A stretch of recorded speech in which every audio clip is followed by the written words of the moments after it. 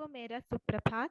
हम आपको तहे दिल से पूंजी उपभोग और प्रकृति शीर्षक व्याख्यान माला की 12वीं कड़ी में सहर्ष स्वागत करते हैं। आज का विषय है मार्क्सवादी विचारधारा की प्रासंगिकता। मिश्र जी, आपसे अनुरोध है कि विषय पर अपनी बात रखिए। सभी को नमस्कार। इस श्रृंखला में अब हम चौथे वक्तव्य की तरफ बढ़ रहे हैं और अब तक हमने विभिन्न आयामों से मार्क्सवाद, उपभोक्ता संस्कृति, बिलगाव, ताकत और बाजार के उद्भव को लेकर और नए बाजार के उद्भव को लेकर चर्चा की। 20वीं शताब्दी ने बहुत सारे अंतर्विरोधों को देखा, बहुत सारे उतार चढ़ाव, राजनीतिक, आर्थिक, सामाजिक और सांस्कृतिक संकट देखे और इन सब से मिलकर जो युग बना, उस युग ने एक नए तरह की संस्कृति का निर्माण भी किया। हम कह सकते हैं कि 20वीं सदी ने जिन महत्वपूर्ण दार्शनिकों, चिंतकों, विचारकों को जन्म दिया, उनमें संस्कृति चिंतन की एक लंबी और सुदृढ़ परंपरा भी विकसित हुई। और आप देखेंगे कि उन दार्शनिकों की जो सबसे अग्रिम कड़ी है, सांस्कृतिक चिंतन से संबंधित दार्शनिकों की जो सबसे अग्रिम कड़ी है, उसमें एडर्नो सबसे महत्वपूर्ण है। और एडर्नो के बारे में यह काफी चर्चित है ये बात कि वो 20वीं सदी के सबसे जटिल दार्शनिकों में से एक है। बावजूद इसके एडर्नो का जो रेंज है, एडर्नो का जो विस्तार है, वह साहित्य, संस्कृति, राजनीति, विचारधारा, मनोविज्ञान, संगीत, तो आप देखेंगे कि बहुत पसरा हुआ, बहुत विस्तृत रेंज है। और इसलिए एडर्नो ने जितने तरह की चीजों को समेटा अपने सांस्कृतिक चिंतन में, अपने वैचारिक लेखन में, वह आज भी खासकर तीसरी दुनिया के देशों के लिए, जहां बाजार और उपभोक्ता संस्कृति की एक नई शुरुआत हम देखते हैं। और यह कहने में मुझे कोई संकोच नहीं है कि यूरोप और अमेरिका में जो 60 और 70 के दशक में हो रहा था, वह हमारे यहाँ 2010 और 2020 के दौरान हो रहा है। यह जो 40 और 50 सालों का जो अंतर है, वह अंतर उस संस्कृति के और अधिक विकृत रूपों को हमारे यहाँ संभव करता है।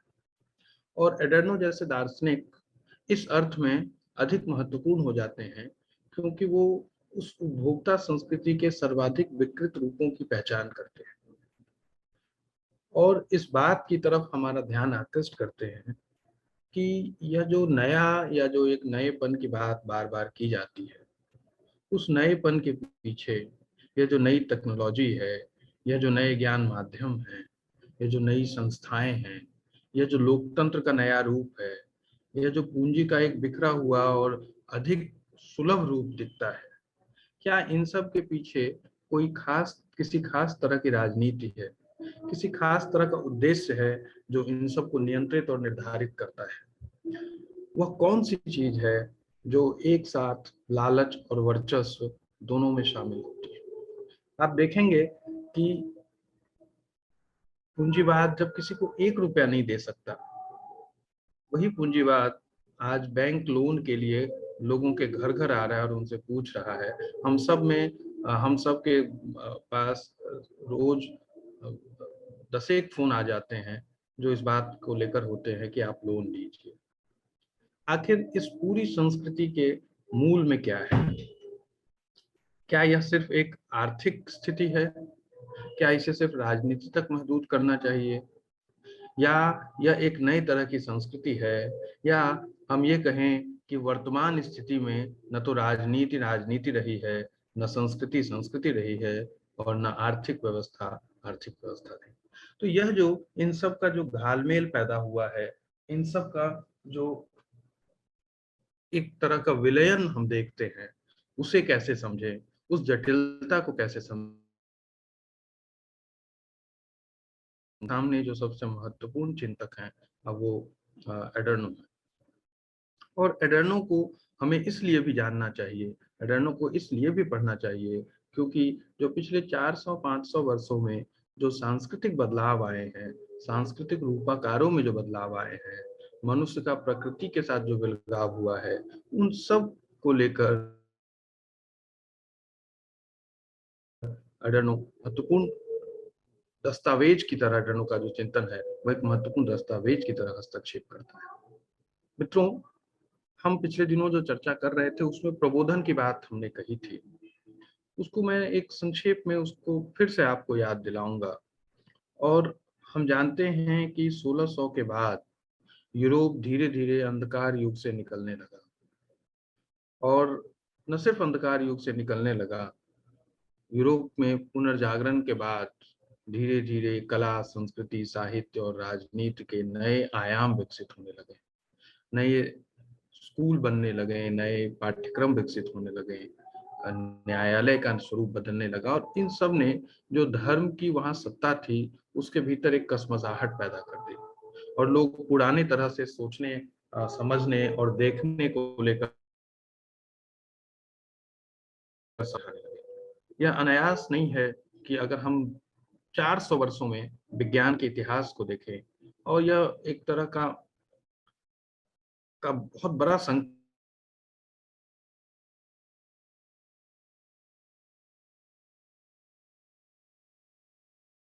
विज्ञान के इतिहास को नहीं पढ़ाया जाता, और विज्ञान के इतिहास को नहीं पढ़ाने के पीछे जो सबसे बड़ी साजिश है, जो सबसे बड़ी कोशिश है कि हम ये कभी जान ही ना पाए कि विज्ञान किसके लिए काम करता है, विज्ञान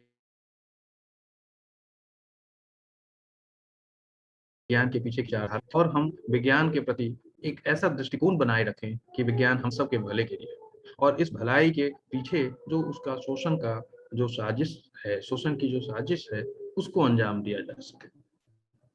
तो आप देखेंगे कि केपलर, उसके बाद ब्रूनो, फिर गैलीलियो, फिर न्यूटन, तो यह एक लंबी श्रृंखला वैज्ञानिकों की हम देखते हैं 1600 से लेकर 1800 के बीच में।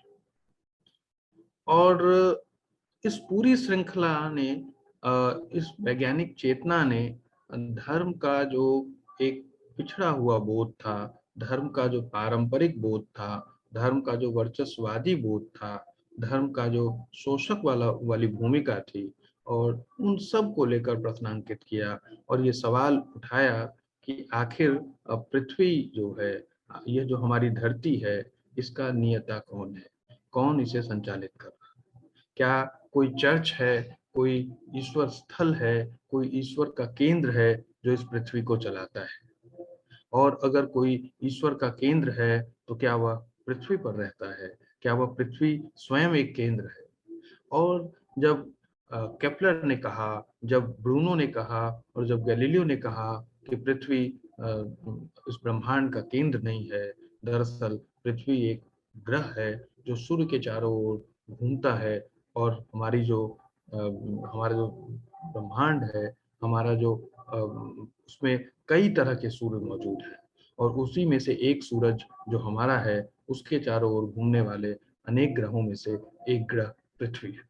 यह जो सौरमंडल के बारे में, यह जो ब्रह्मांड के बारे में जो ज्ञान था, यह एक ऐसा ज्ञान था जिसने मनुष्यता की चली आ रही एक विस्तृत और समृद्ध परंपरा को चोट पहुंचाया।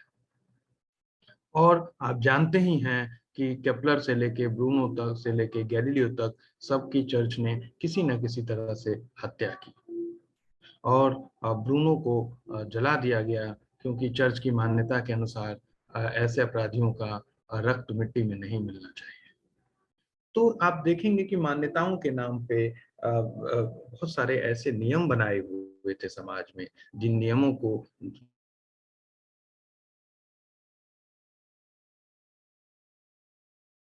कि आज तक के हमारा जो पूरा समाज है, उसमें बहुत सारे पिछड़ेपन को कुछ नियमों के साथ जोड़ दिया जाता है, और उन नियमों के तहत देखते हुए हमें लगता है कि यह सही है। दरअसल उन नियमों के रास्ते मनुष्य की जो चिंतन की सीमाएं हैं, मनुष्य के जो सोचने की जो प्रक्रिया है, उसको लगातार नियंत्रित किया जाता है। और आप पाएंगे कि 1600, 1700, 1800 तक धीरे धीरे विज्ञान का जो विकास हुआ और जो औद्योगिक क्रांति हुई, उस औद्योगिक क्रांति ने मनुष्यता को एक स्तर से दूसरे स्तर पर ला दिया।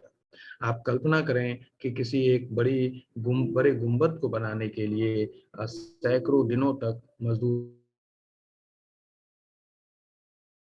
के ऊपर बड़े बड़े पत्थर लादे जाते थे और फिर एक बड़ा सा गुंबद 10 एक साल में बनकर तैयार होता था। लेकिन जब भाप के इंजन भाप के इंजन की खोज हुई, तो लगा कि अब मनुष्य के श्रम का एक वैकल्पिक रास्ता निकला है और जो काम 10 एक सालों में हो रहा था वह 10 महीनों में संभव हो गया। यह मानवीय चेतना में एक गुणात्मक उछाल था। यहाँ पर आने के बाद मनुष्य को लगा कि वह पुरानी जकड़बंदियों से मुक्त हो रहा है और इसके परिणाम स्वरूप जो प्रबोधन है उसने धीरे धीरे मनुष्य की चेतना में एक लंबा प्रभाव, एक गहरा प्रभाव, एक विस्तृत प्रभाव विकसित किया। और इस कड़ी में जो दार्शनिक थे उनमें सबसे प्रमुख दार्शनिक का नाम है कांट। और कांट ने इस बात को कहा कि प्रबोधन का अर्थ है कि मनुष्य अपनी स्वयं निर्मित अपरिपक्वताओं से मुक्त हो। स्वयं निर्मित अपरिपक्वताओं से मुक्त होने के लिए उसे ज्ञान की तरफ बढ़ना होगा और यह जो ज्ञान का रास्ता है दरअसल यही प्रबोधन का रास्ता है। और आप देखेंगे कि इसके परिणाम न सिर्फ यूरोप में हुए बल्कि भारत जैसे उपमहाद्वीप में भी। आप याद करें कि रामकृष्ण परमहंस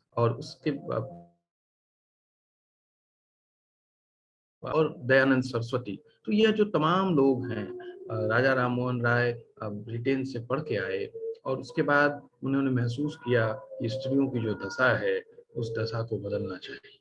तो यह जो ज्ञान था, यह जो नया ज्ञान था, यह एक ऐसा लगता था, ऐसा प्रतीत हो रहा था कि यह हमें मुक्त कर रहा है। पर क्या यह ज्ञान वास्तव में हमें मुक्त कर रहा था? क्या यह एक नए तरह की जकड़बंदी थी? एडर्नो जैसे दार्शनिकों ने इस पर सवाल उठाया। मित्रों, एडर्नो का जन्म 1903 में हुआ और एडर्नो अपने शिक्षा के दौरान फ्रैंकफर्ट स्कूल से जुड़े। और फ्रैंकफर्ट स्कूल के बारे में अगर संक्षेप में मैं आपको बताऊं तो वह एक अपने आप में 20वीं शताब्दी की शिक्षा की एक नई उपलब्धि थी। और फ्रैंकफर्ट स्कूल ने क्रिटिकल थ्योरी की जो पूरी अवधारणा है उस अवधारणा को चिंतन के रूप में मूर्त किया। बहुत सारे दार्शनिक इस बात को कहते रहे हैं, क्रिटिकल थ्योरी की परंपरा हेगेल और मार्क्स से शुरू हो जाती है, लेकिन उसका सबसे व्यवस्थित रूप हम लुकाच के लेखन में देखते हैं। लेकिन इसका जो सांस्थानिक और जो व्यवस्थित रूप है वह फ्रैंकफर्ट स्कूल के चिंतकों ने विकसित किया। क्रिटिकल थ्योरी से हमारा आशय उस चिंतन की तरफ है, उस दर्शन की तरफ है, उस विचारधारा की तरफ है जहाँ किसी भी चीज को देखने का हमारा नजरिया चीजों के अंतर अनुशासनीय व्यवहार में मौजूद रहता है। यानी अगर हम किसी खास स्थिति के बारे में बात कर रहे हैं तो वह अगर प्रकट रूप में अगर वह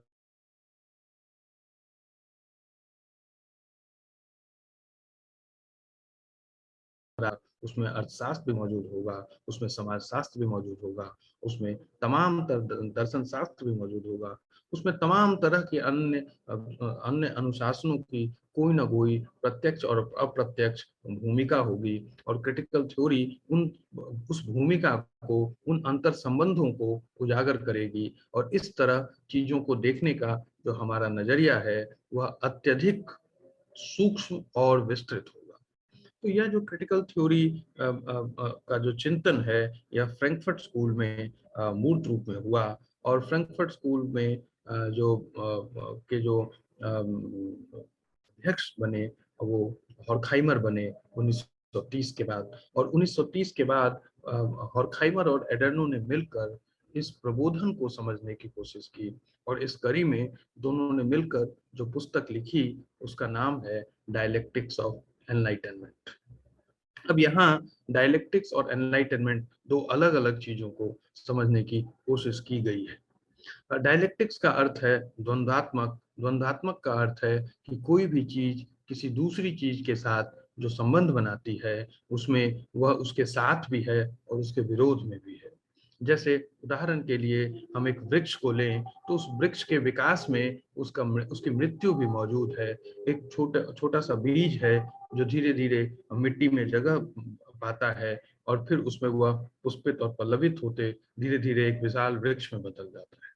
और क्या यह विकास अनंत काल तक चलता है?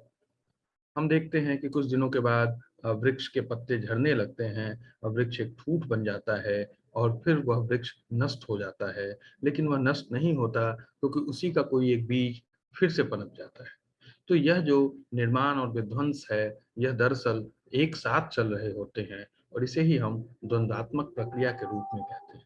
यह न सिर्फ प्रकृति में है बल्कि समाज में भी है और दुनिया की तमाम चीजों में यह द्वंद्व मौजूद रहता है।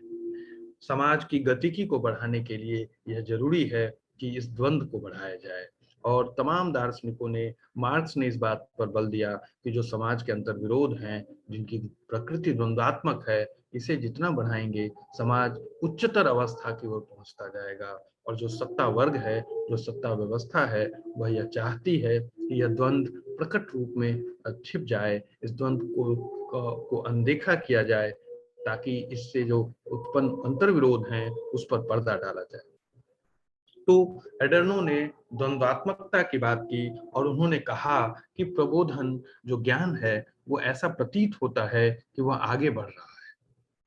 हम ऐसा महसूस करते हैं कि हमने 16वीं सदी में जो जाना, 17वीं सदी में हम उससे आगे जा रहे हैं, 18वीं में उससे आगे जाएंगे। जैसे हमने अभी वृक्ष एक बीज से वृक्ष के बनने की बात की और ज्ञान उत्तरोत्तर विकास करता है, ऐसा हमें प्रतीत होता है। लेकिन एडर्नो कहते हैं कि दरअसल प्रबोधन और ज्ञान की जो यह प्रक्रिया है, यह एक द्वंद्वात्मक प्रक्रिया है और इस अर्थ में यह आगे नहीं बढ़ती है। यह ज्ञान किसके विरुद्ध है, यह सवाल उठता है। दरअसल ज्ञान अपने पीछे खड़े हुए मिथ के पीछे है, मिथक के पीछे है और ज्ञान मिथक से मुक्त पूरी तरह कभी नहीं हो पाती। ज्ञान और मिथक के बीच एक द्वंद्वात्मक संबंध मौजूद रहता है। हम उदाहरण के तौर पर इसे बहुत सारे अनेक उदाहरणों से इस बात को समझ सकते हैं। आप देखेंगे कि अगर हम सबके अवचेतन में ज्ञान के साथ साथ मिथक जैसी चीजें बनी रहती हैं और लंबे समय तक बनी रहती हैं। जैसे अगर मैं अपने कमरे में बिस्तर पर सोया हूँ और अचानक से अगर छत के ऊपर कोई खटाक की आवाज आएगी, तो मेरे अनकॉन्शियस या अवचेतन में से कोई बात उठेगी कि संभवतः कोई भूत या कोई प्रेत या कोई जादुई या कोई रहस्यमयी चीज है जो छत के ऊपर है और मैं जिस रजाई या कंबल जो ओढ़ रखा है, मैं उसे और ढक लूंगा खुद को। और फिर थोड़े क्षण के बाद मेरे अंदर फिर ज्ञान की चेतना आएगी और मैं बाहर निकल कर देखूंगा और पाऊंगा कि कोई बिल्ली थी जो छत के ऊपर उधम मचा रही थी। तो हम देखते हैं कि ज्ञान और मिथक दोनों ही वहां मौजूद थे। इसी तरह आप अनेक और उदाहरण देख सकते हैं, जैसे पीपल का पेड़। अब यहाँ पर हम जैसे ज्ञान से मिथक देख रहे थे, यहाँ पर पीपल के पेड़ में हम देखेंगे कि यहाँ भी कैसे ज्ञान मिथक का रूप ले लेता है। हम सब जानते हैं कि पीपल के पेड़ की एक विशिष्टता है कि वह रात के वक्त कार्बन डाइऑक्साइड छोड़ता है, अन्य वृक्षों के मुकाबले अधिक। और ऐसे में अगर कोई पीपल के पेड़ के नीचे सोएगा तो वह संकट में आ जाएगा, उसके फेफड़ों में अधिक कार्बन डाइऑक्साइड चला जाएगा और वह मृत्यु को भी जा सकता है। जब लोगों ने, हमारे पूर्वजों ने इस बात को समझा तो उन्होंने पीपल के पेड़ के प्रति लोगों को आगाह किया। लेकिन इसके प्रति लोगों की जागरूकता सिर्फ शिक्षा के रास्ते संभव नहीं थी। तो उन्होंने इसका एक मिथक गढ़ा और यह मिथक ये है कि पीपल के पेड़ पर एक भूत है और वह भूत रात के वक्त जागृत होता है। और फिर हम सब ने अपने बचपन में पीपल के पेड़ पर भूत की अनेक कथाएं सुनी। तो यह जो ज्ञान का मिथकीकरण है वह उसी रूप में प्रसारित होता है। आप देखेंगे कि न सिर्फ इतना ही रामायण और महाभारत जैसे टीवी सीरियल्स ने एक तरह से मिथकों को एक ज्ञान माध्यम में, अब यहाँ एक विपरीत चीजें बनी जहां हमने अपने इतिहास को मिथकों में बदल दिया, और टीवी सीरियल्स ने जो रामायण और महाभारत दिखाया उससे हमने ये माना कि अच्छा यह बात सही है, राम ऐसे श्रीलंका गए होंगे, ऐसे उन्होंने पत्थर किया होगा और ऐसे पत्थरों से पे चल के वो पुल बनाया होगा, पुल से पार करके वो श्रीलंका पहुंचे।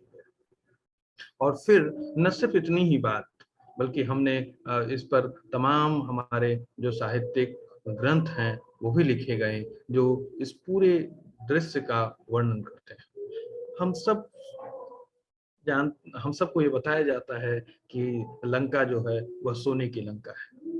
हम जानते हैं कि सोने का जो गलनांक है वो बहुत ऊपर है, और हम फिर यह कैसे इस बात को भूल जाते हैं कि हनुमान की पूंछ से लंका जो है वो धू धू करके जल गई, जैसे वह मोम या किसी लाह की बनी। लेकिन मिथक हमारे ज्ञान बोध पर इस हद तक हावी हो जाता है कि हम पलट कर भी ये नहीं पूछते कि आखिर सोने की लंका जल कैसे सकते हैं। सोना जलता नहीं है इस तरह। लेकिन मिथक हमारे ज्ञान पर हावी हो जाता है, और इस हद तक हावी हो जाता है कि इस मिथकीय बोध को ही हम ज्ञान समझने लगते हैं। और आप देखेंगे कि आए दिन टीवी चैनल्स पर उस श्रीलंका को भी खोज लिया गया है, उस पुल को भी खोज लिया गया है, उस इलाके को भी खोज लिया गया है जहां राम है। अभी मैं रोमिला थापर का एक लेख पढ़ रहा था जहां वो इस बात को बताती हैं कि श्रीलंका की तरफ राम रावण के युद्ध होने की कोई संभावना नहीं है, क्योंकि तमाम ग्रंथों में जो शाल वृक्ष का जिक्र है वह उस तरफ पाया ही नहीं जाता है। दरअसल यह उड़ीसा और झारखंड के जंगलों के बीच की कोई जगह होगी जहां दो आदिवासियों के बीच संघर्ष हुआ होगा। लेकिन धीरे धीरे हम कैसे इसे विस्मृत करते जाते हैं। इसी तरह एक अन्य उदाहरण मैं आपको बताऊं कि कैसे मिथक से ज्ञान की बात हम करते हैं। हम सब जानते हैं कि सीता के लिए भूमिजा शब्द का इस्तेमाल किया जाता है, यानी भूमि से जन्मी। और बहुत सारे चिंतक, बहुत सारे इतिहासकार इस बात की को तस्दीक करते हैं, इस बात को प्रमाणित करते हैं कि संभव है कि महाभारत की घटना रामायण से पहले हुई होगी, क्योंकि महाभारत में एक पशु पालन वाला समाज है, लेकिन रामायण जो है वह कृषि समाज है। अब रामायण में कृषि समाज है, मनुष्य पशुओं पर निर्भरता से कृषि की तरफ बढ़ा है, इस यह एक ज्ञान है। लेकिन इस इतिहास में इस ज्ञान को दर्ज करना है, और इसको दर्ज करने का तरीका मिथक के रास्ते होकर गुजरता है। मनुष्य जमीन पर निर्भर हो रहा है, जमीन पर खेती कर रहा है, हल चला रहा है, और उसी दौरान उसे जमीन के भीतर से एक बक्सा मिलता है, उस बक्से में एक बच्ची लेटी हुई है जो सीता है। तो यह जो सीता का मिथक है, दरअसल इसके पीछे यह ज्ञान काम कर रहा है कि मनुष्य ने हल चलाना सीख लिया है, और इस हल चलाने की प्रक्रिया को लोगों की स्मृति में बनाए रखने के लिए मिथक का इस्तेमाल किया जाता है। तो हम देखते हैं कि ज्ञान और मिथक के बीच में जैसी परस्पर दूरी बताई जाती है, जैसा हम समझते हैं कि मनुष्य एक पुरातन मिथक वाली स्थिति से निकलकर एक ज्ञान की तरफ बढ़ रहा है, दरअसल ऐसा नहीं है। ज्ञान भी मिथक की तरफ जाता है और मिथक भी ज्ञान की तरफ जाता है, यानी ज्ञान और मिथक के बीच एक द्वंद्वात्मक संबंध है, और इस अर्थ में अज्ञान जो है वह पूर्ण नहीं है, वह लगातार एक मिथक का रूप लेता रहता है और हमारी चेतना में वह जगह बनाता है। एक और अन्य उदाहरण से आप समझें, वह जो ब्राह्मणवाद को लेकर है। आप देखेंगे कि ब्राह्मणवाद के विरुद्ध जो चेतना बनी, उसने ब्राह्मणवाद के तमाम कर्म कांड, तमाम वैचारिक और सांस्कृतिक रूपाकारों को चुनौती दी। उसने कहा कि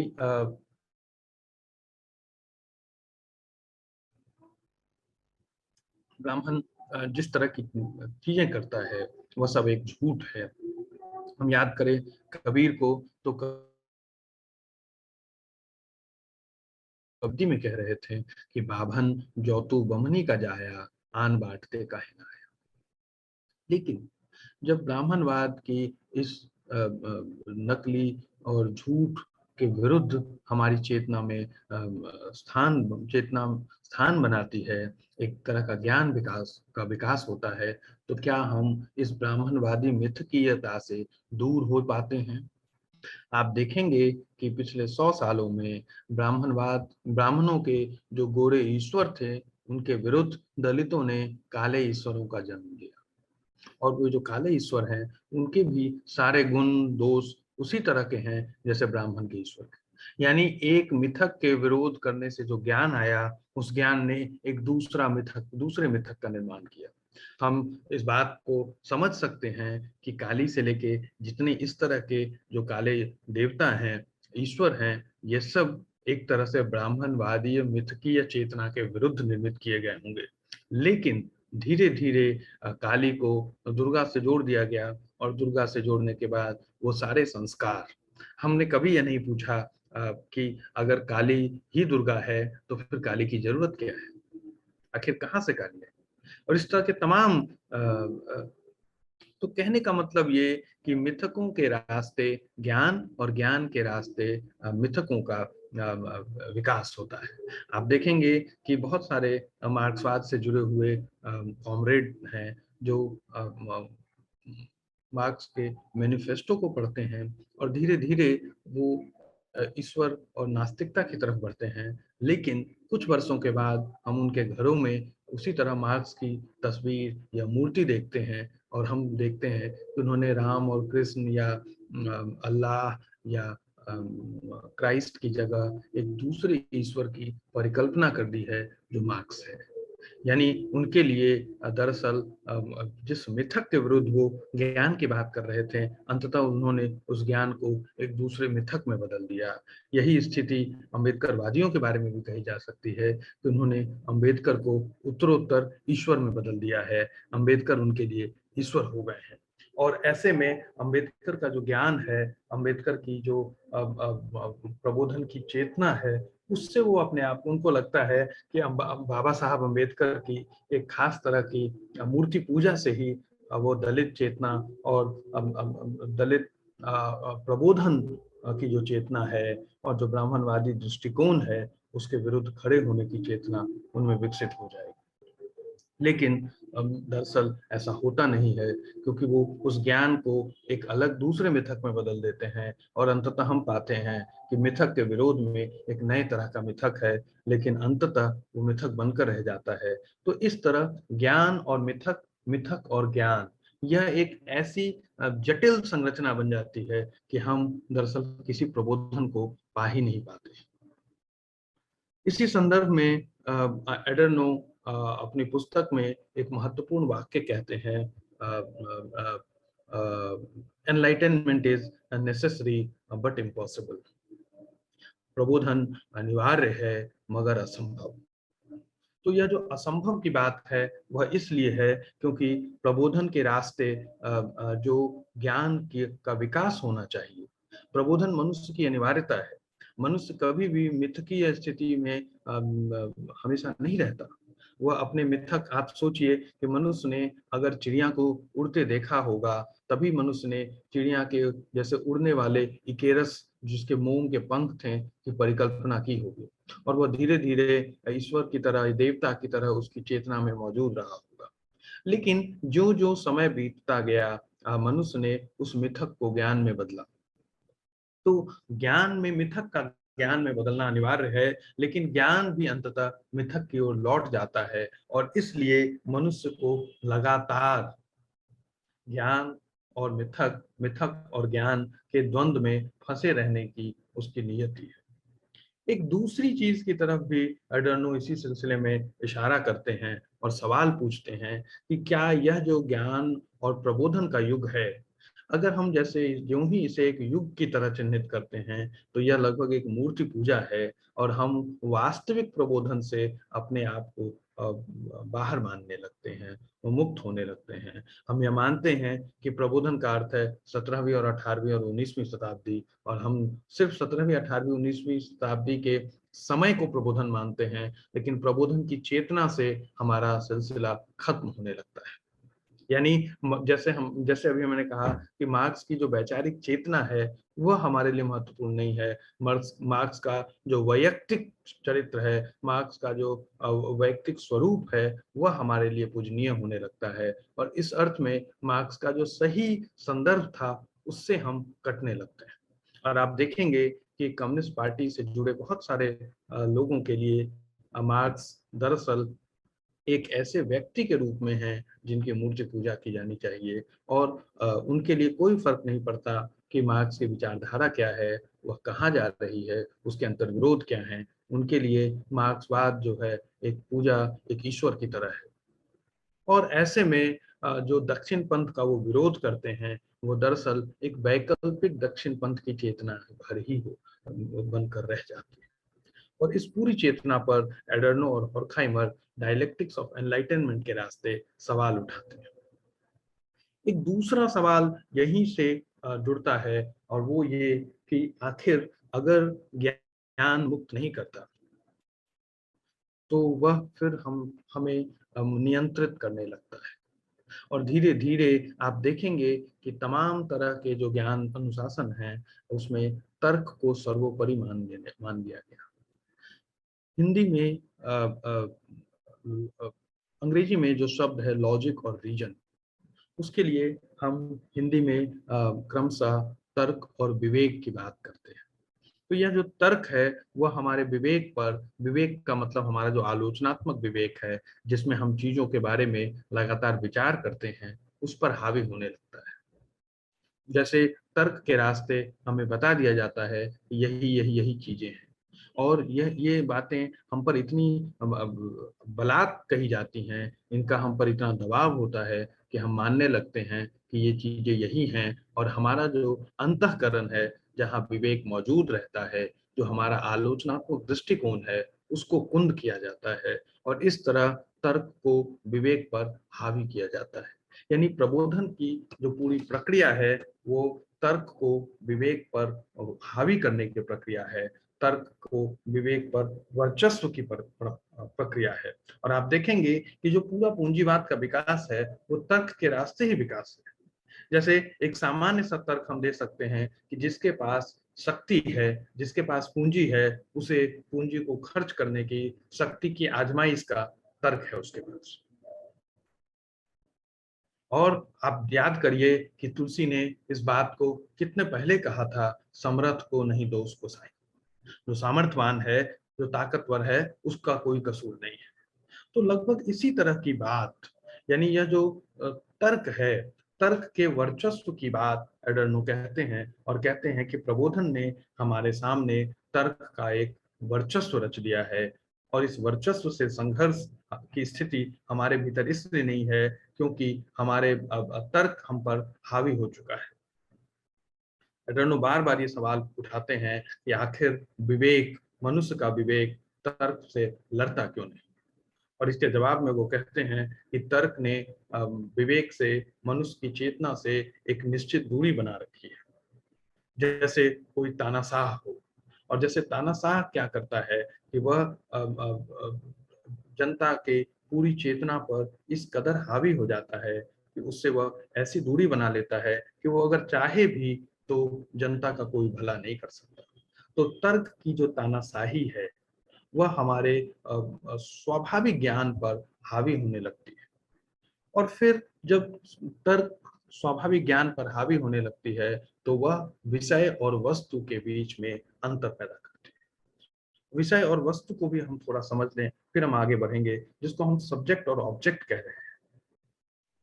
जैसे मनुष्य की चेतना एक अंतःकरण होता है, जहाँ उसकी निजता और निजी विशिष्टता होती है, यह उसका विषय है, वहाँ वह विषय है।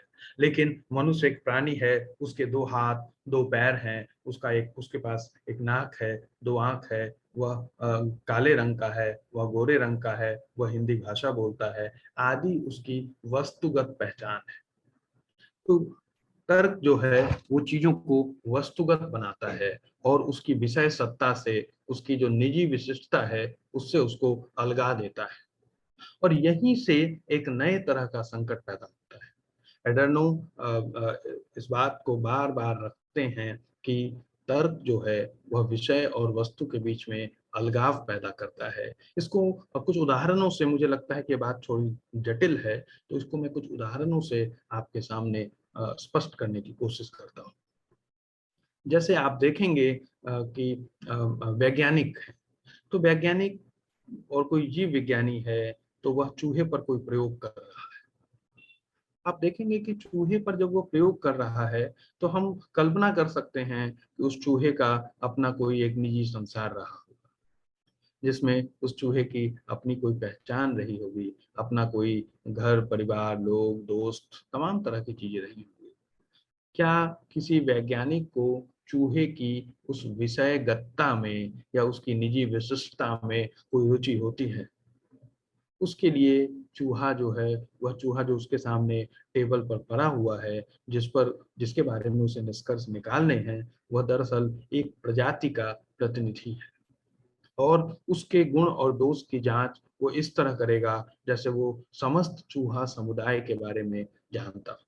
और इस तरह हम एक चूहे के बारे में जानकर, एक चूहे के बारे में बताकर और उस चूहे की तमाम निजी विशिष्टताओं को दरकिनार कर हम उसके बारे में जो निष्कर्ष रखेंगे, वो समस्त चूहा प्रजाति के बारे में होगा। तो यह जो प्रक्रिया है, वह दरअसल तर्क के द्वारा ज्ञान को विषय से वस्तु की तरफ मोड़ना। और जब ज्ञान विषय से वस्तु की तरफ मुड़ता है, तो वह अधिक यांत्रिक, अधिक वर्चस्ववादी होने लगता है।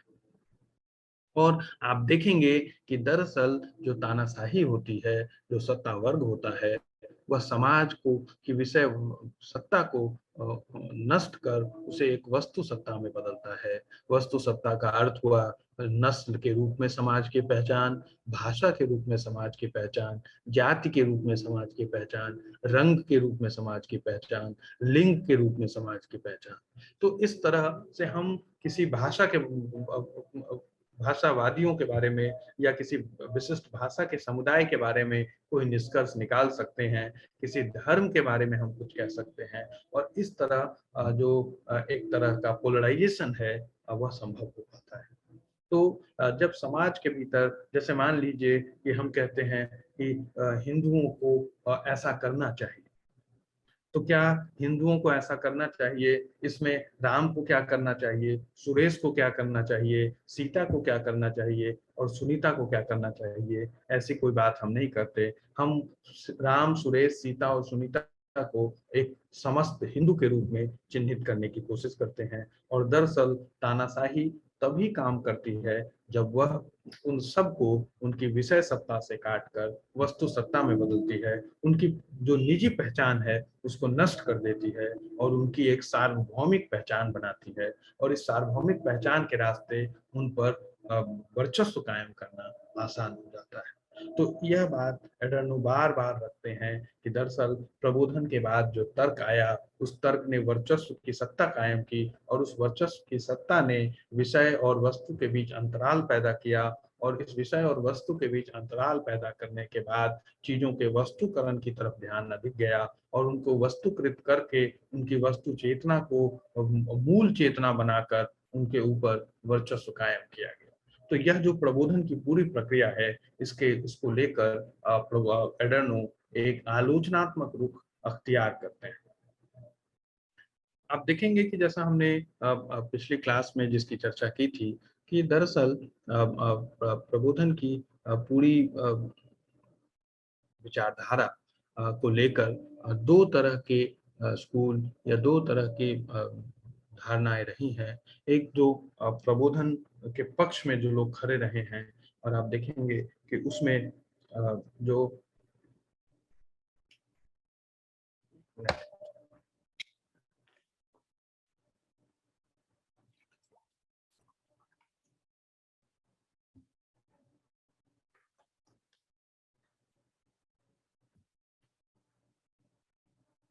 दो तरह के स्कूल रहे हैं प्रबोधन के संदर्भ में। और आप देखेंगे कि उसमें एक वो है जो प्रबोधन के पक्ष में है, जिसमें हम कांट और फिक्टे, सेलिंग, हीगल और उसके पश्चात मार्क्स, और 19वीं 20वीं शताब्दी में वह हेबरमास तक आती हुई परंपरा है।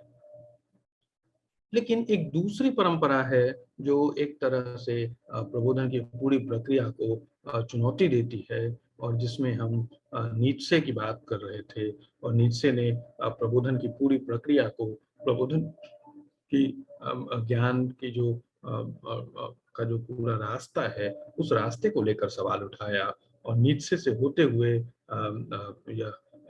एडर्नो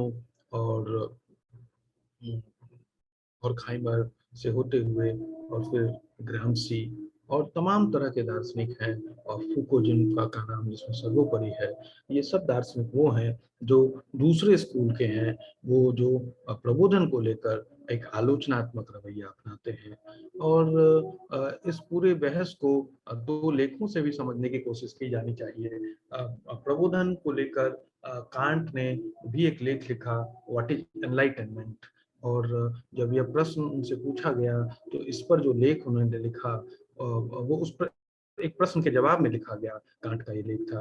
और फूको ने अपने अंतिम समय में, अंतिम दिनों में इसी विषय पर, इसी शीर्षक से लेख लिखा। तो मुझे लगता है कि जब हम इन दोनों लेखों को आमने सामने रखकर पढ़ते हैं तो प्रबोधन के दो विपरीत ध्रुवों को हम जान पाते हैं।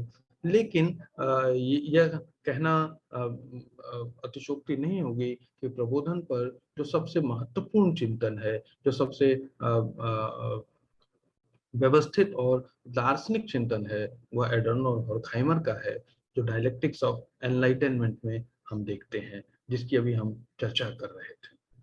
अब यहाँ से एक दूसरे बिंदु की तरफ मैं बढ़ना चाहूंगा, और वो है कि अगर यह वर्चस्व की चेतना थी, या वर्चस्व की विचारधारा थी, तो क्या हमारा सांस्कृतिक बोध इसमें आरे आया कि नहीं। और इस प्रश्न को भी हम इस रूप में समझ सकते हैं कि आखिर 20वीं सदी, जिसमें अगर हम द्वितीय विश्व युद्ध से पहले की 20वीं सदी यानी पूर्वार्ध की बात अगर हम करें, तो मेरी समझ से तीन महत्वपूर्ण घटनाएं उस पूरे 50 वर्ष को बनाती हैं। और उस 50 वर्ष को बनाने वाली इन तीन महत्वपूर्ण घटनाओं के बारे में जब हम विचार करते हैं, जब हम सोचते हैं, तो हमारे सामने एक नए तरह के की स्थिति सामने आती है। आप देखेंगे कि 1917 में सबसे पहले रूस में क्रांति हुई, और उसके साथ साथ प्रथम विश्व युद्ध के परिणाम स्वरूप जर्मनी में फांसीवाद का उदय होता है। और 28 और 29 में कल हम महामंदी की चर्चा कर रहे थे। यह जो तकरीबन 12 वर्षों के अंतराल में यह जो तीन घटनाएं हैं, 17 की रूसी क्रांति, जर्मनी में फांसीवाद का उदय, और 28-29 की आर्थिक महामंदी, इन तीनों ने उस पूरे 50 साल के का जो यूरोप है, जो पूरे 50 साल का जो यूरोपीय समय है, उसको नियंत्रित और निर्धारित किया। आप देखेंगे कि ये चीजें लगभग परस्पर विरोधी हैं। तीनों तीन तरह की संस्कृति की बात करती हैं। जहां मार्क्सवाद, रूसी क्रांति दुनिया में तमाम मनुष्यों के शोषण को खत्म करने की बात कर रही थी, वहीं फांसीवाद एक नए तरह के सांस्कृतिक वर्चस्व की बात कर रही थी। और 1929 की जो आर्थिक मंदी थी, वह एक ऐसी आर्थिक स्थिति से पैदा हुई थी जिसमें पूंजीवाद का अत्यधिक उत्पादन जिम्मेदार था। लेकिन हम यह सवाल पूछ सकते हैं कि आखिर जिस मार्क्स के चिंतन के परिणाम स्वरूप, और लगभग मार्क्स का जन्म 1818 में हुआ, और 99 वर्ष बाद उस मार्क्स की विचारधारा ने रूस में मूर्त रूप लिया, उसी मार्क्स की विचारधारा जो जिसकी जन्म स्थली जर्मनी थी, उसने जर्मनी में इसके ठीक विपरीत फांसीवाद का उदय कैसे संभव हुआ। यह कैसे संभव हुआ कि जो रूस और जर्मनी की सीमाएं मिलती थीं, और रूस से लोग जर्मनी जाते होंगे और जर्मनी से लोग रूस आते होंगे, और एक तरफ कम्युनिस्ट सरकार थी और एक तरफ दूर दक्षिण पंथ फांसीवादी सरकार थी, क्या लोगों के भीतर के राजनीतिक अंतर्विरोध सामने नहीं आए? वह कौन सी चीज रही होगी जिसने इन सबको के बीच के अंतर्विरोध को समाप्त कर दिया? एडर्नो दरअसल यहाँ पर एक सवाल के जवाब में कहते हैं कि वह मूलतः हमारा जो सांस्कृतिक बोध है, हमारी जो सांस्कृतिक चेतना है, उसने इसको धूमिल करना शुरू किया। यानी समाज अगर वर्गों में बटा हुआ है, अगर हम इसको एक मूल अंतर्विरोध की तरह देखें, तो वर्गों में जो हिंदू हैं या जो मुसलमान हैं, जो जातीय जो धार्मिक पहचान है, उस पहचान के रास्ते वर्गीय चेतना को विनष्ट किया जा सकता है क्या? जैसे मान लीजिए कि हिटलर ने कहा कि आर्यों को वो एक होना चाहिए। अब ये आर्यों को एक होने में जो वर्गीय अंतर्विरोध रहे होंगे, उसमें अमीर आर्य भी रहे होंगे, गरीब आर्य भी रहे होंगे, या जो रेस के एक होने की बात, इसी तरह भाषा के रास्ते एक करने की बात, इसी तरह जाति के रास्ते, लिंग के रास्ते जो की जाती है, तो वह जो समाज के मूल अंतर्विरोध है, उसको छिपाने का काम करता है। और यहाँ से जो आधार अधिरचना की बात मार्क्स की थी, उसके उसको लेकर संदेह उत्पन्न होता है कि मार्क्स जिस बात को या मार्क्स के चिंतन से जो बात ध्वनित हो रही थी कि आधार ही अधिरचना को निर्मित करती है, यहाँ पर हम देखते हैं कि अधिरचना जो है, जो संस्कृति है, वह आधार को निर्मित कर रही है। यानी जो वर्चस्ववाद है, वो उसका मूल संकट वर्गीय अंतर्विरोध से है, और वर्गों में बटा हुआ समाज वर्चस्व के विरुद्ध खड़ा होता है। ये बात ठीक है, लेकिन अगर उस मूल अंतर्विरोध की जगह एक छद्म किस्म की चेतना रख दी जाए, जैसे नस्ल की चेतना, तो वह वर्ग की चेतना को धूमिल कर देगा, और नस्ल की वह चेतना उस वर्चस्ववादी ताकत के साथ अंतर्विरोध के बजाय सहयोग का काम करने लगी। और यही जर्मनी में हुआ।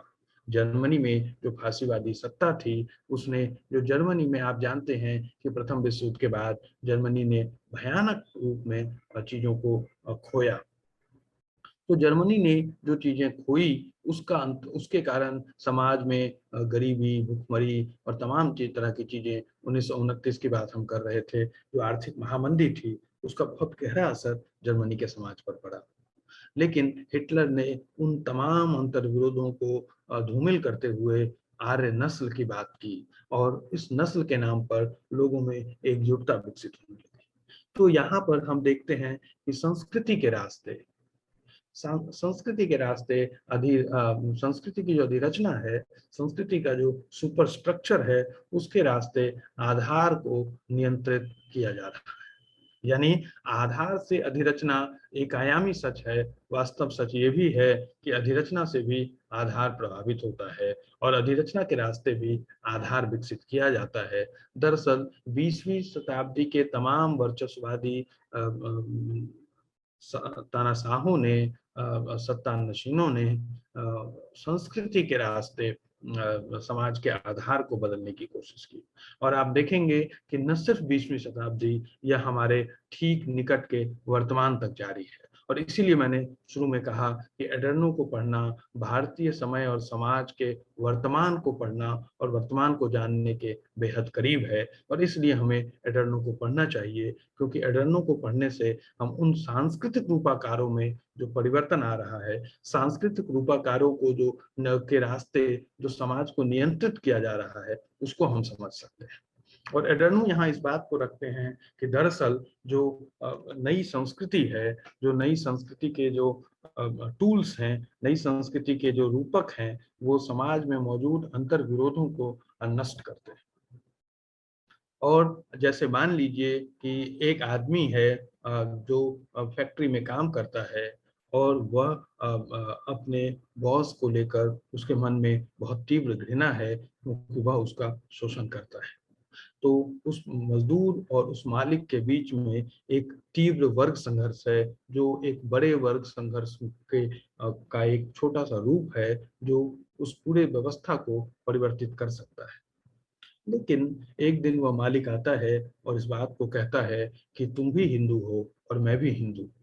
और यहाँ से उसकी वर्गीय चेतना में दरार पैदा होती है और वह अपने मालिक के साथ अपने व्यवहार के प्रति लगातार विचार करता है और धीरे-धीरे पाता है कि उसका हिंदुत्व मालिक के हिंदुत्व के अधिक निकट है और यहाँ से उसकी वर्गीय चेतना धीरे-धीरे कुंद होने लगती है। एडर्नो इस बात को कहते हैं कि जो तानाशाह है, जो वर्चस्ववादी ताकतें हैं, वो दरअसल इसी दिशा में काम करने की कोशिश करते हैं और इसलिए आप देखेंगे कि लगातार समाज को कुछ चिन्हों में बदला जाता है। ये चिन्ह जाति के हो सकते हैं, ये चिन्ह लिंग के हो सकते हैं, ये चिन्ह भाषा के हो सकते हैं, ये चिन्ह कुलीनता के हो सकते हैं, ये चिन्ह खास जाति। और आप देखेंगे कि सिर्फ जाति का वर्चस्व जो 17वीं शताब्दी में ब्राह्मण का रहा होगा, अब निम्न जातियों के बीच भी वर्चस्व की चेतना विकसित होने लगी है और आए दिन किसी न किसी तरह का इस तरह का सम्मेलन होता है, जो हो सकता है जाटों का सम्मेलन हो, जो हो सकता है कोयरियों का सम्मेलन हो और ये तमाम तरह की जो एकजुटता है, वो समाज के मूल प्रश्न को दरकिनार करती है।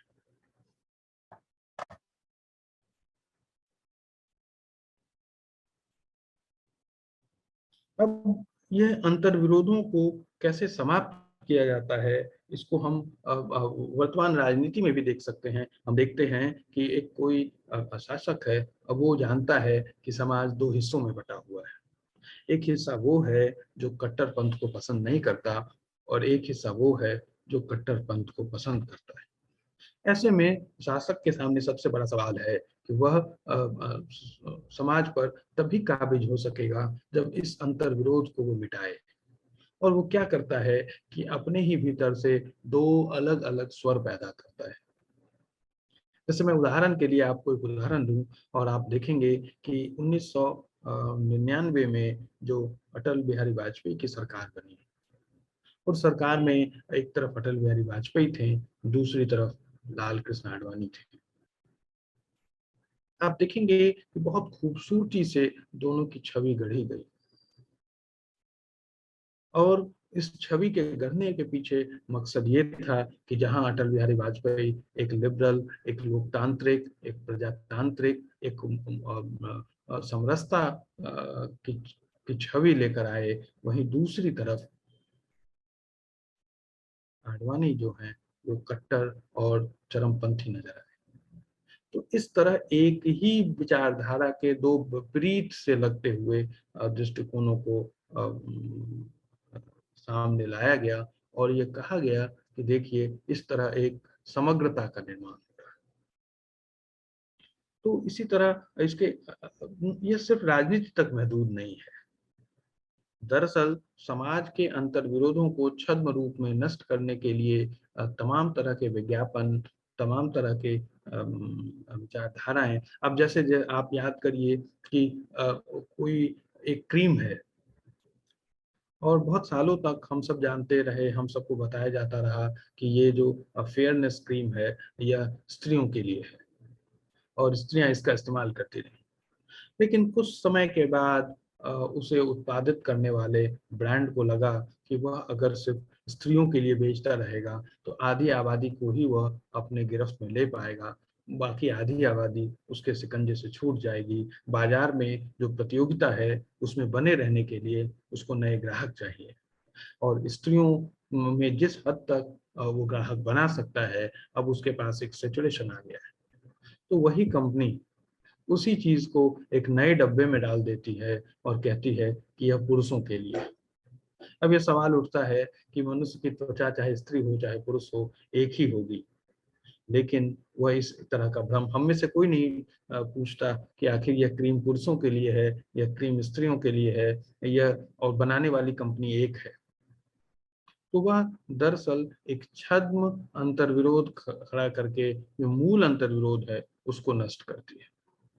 एक अन्य उदाहरण हम देख सकते हैं इस सिलसिले में और वह सिगरेट के डब्बे का उदाहरण है और मैं इस उदाहरण को कई बार इसका जिक्र करता हूं और मुझे ये अपने आप में बहुत दिलचस्प लगता है। आप सब में से कईयों ने सिगरेट का डब्बा देखा होगा और आपने देखा होगा कि उसके ऊपर लिखा होता है cigarette is injurious to health.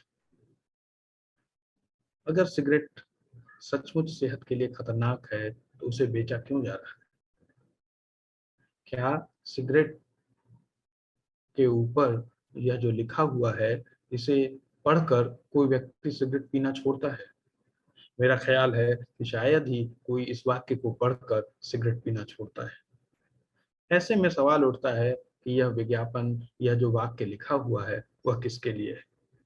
मित्रों, आप गौर करें कि सिगरेट का जो डब्बा है, यह जो दुनिया है, वह दो तरह के लोगों में बटी हुई है। एक वह जो सिगरेट पीते हैं और एक अन्य वह जो सिगरेट नहीं पीते।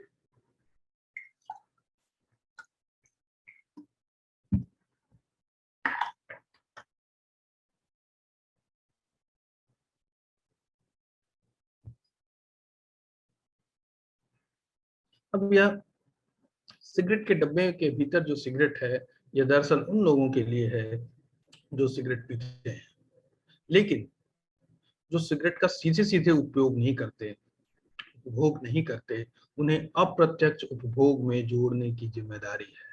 और दरअसल ये सिगरेट के डब्बे पर जो लिखा हुआ है कि सिगरेट पीना सेहत के लिए हानिकारक है, यह उन लोगों के लिए है जो सिगरेट नहीं पीते।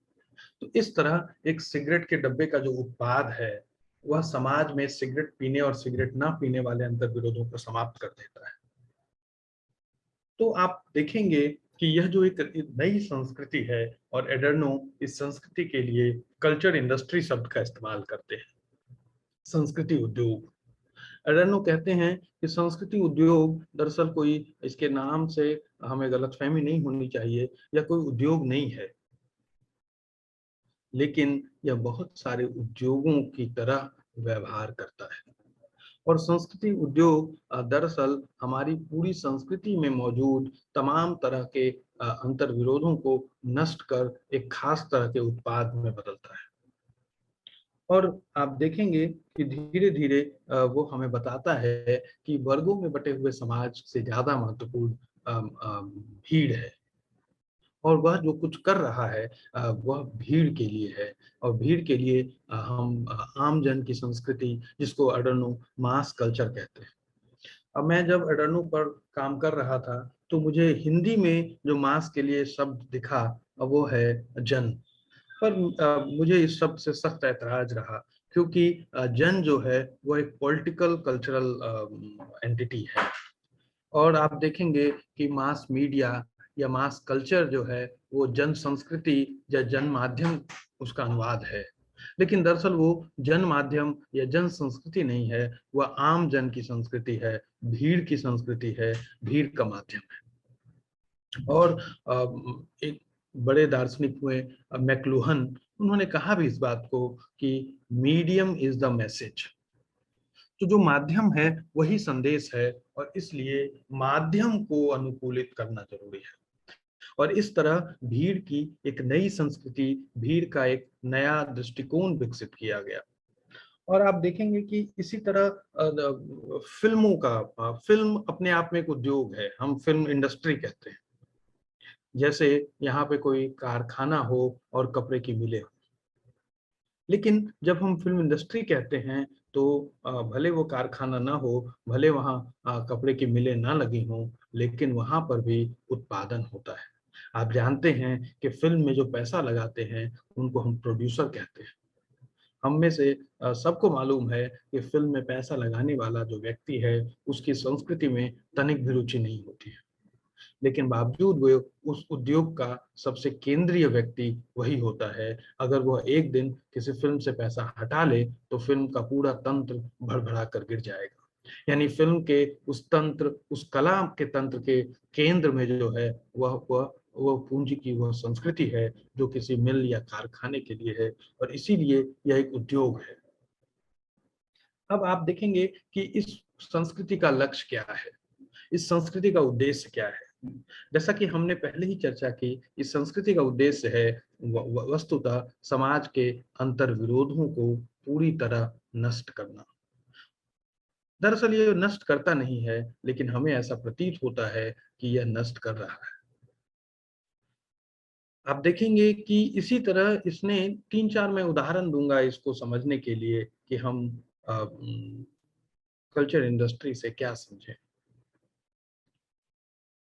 आप देखेंगे कि हमारे देखते देखते एक मनोरंजन जगत विकसित हुआ है, और उस मनोरंजन जगत में क्या जो रियलिटी शो है, मैं जैसे इस सवाल को दूसरी तरह से रखूंगा, क्या जो 1924 में, सॉरी माफ कीजिएगा, 2024 में जो चुनाव होना है, क्या उसे कोई संगीत का कार्यक्रम प्रभावित कर सकता है?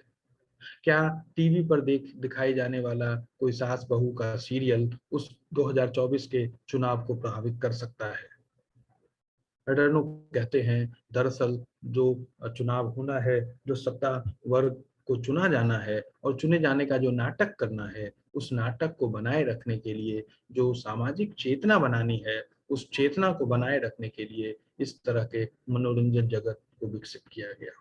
और यह अप्रत्यक्ष प्रत्यक्ष रूप में यह घोर अराजनीतिक दिखता हो, लेकिन वस्तुतः यह एक बेहद जरूरी राजनीतिक काम कर रहा होता है। जैसे आप देखेंगे कि बहुत सारे संगीत के कार्यक्रम आए दिन टीवी पर आते रहते हैं, बहुत सारे रियलिटी शो हैं, और उसमें दिखाया जाता है कि एक बेहद गरीब लड़का है जिसके जो सड़कों पर गाता था, और अचानक टीवी इंडस्ट्री या जो यह रियलिटी शो है, इसमें से किसी जज या किसी व्यक्ति ने की नजर इस पर पड़ी, और ये उसे उठाकर सीधे बम्बई ले आया, और यहाँ पर उसने उसको अपने अनुरूप तैयार किया, और अब ये एक पेशेवर गायक बन गया है। इस पूरी प्रक्रिया में जो बात छिपा ली जाती है, वह यह है कि उस व्यक्ति की स्वायत्तता को नष्ट किया गया, उसकी स्वायत्त चेतना को नष्ट किया गया, और धीरे धीरे उसे उस तरह से विकसित किया गया, ऐसी कला की तरफ उसे मोड़ दिया गया जिस कला को बाजार में खपाया जा सके। और एक तरह से उस बाजार में खपाने लायक कला बनाने के लिए, कला के उत्पादन के लिए उसका इस्तेमाल किया गया। अगर, क्यों मैं कह रहा हूँ इस्तेमाल किया गया, क्योंकि अगर वह गरीब नहीं हो, अगर वह सड़क पर बेहाल न पड़ा हो, तो आम जन को उसके साथ सहानुभूति नहीं होगी। और जैसे ही उसको गरीब और बेसहारा और लाचार बताया जाता है, तो जो आम जन है उसको उसके साथ एक लगाव महसूस होता है। और इस लगाव के रास्ते फिर जो कल्चर इंडस्ट्री है, वो तय करती है कि लोगों की चेतना को किस तरफ मोड़ना है, किस तरह उसे बदलना है, किस तरह उसे नियंत्रित करना है। और फिर वो क्या करती है कि वो ऐसे रियलिटी शो में ये कहेगी कि अब आप लोगों को इसके लिए वोटिंग करना है, और जब वोटिंग करने आएगा, संभव है उसमें 1000, 2000, 5000 लोग वोट करें, तो फिर हमारे सामने कहा जाएगा कि अब आपके सामने देश का फैसला है। आप देखिए कि शब्दों का इस्तेमाल कितनी बारीकी से किया जाता है। हम 5000 या 2000 लोगों द्वारा सुनाए गए मत को देश का फैसला मानने लगते हैं, और इस तरह हमारे जहन में देश की अवधारणा विकसित की जाती है।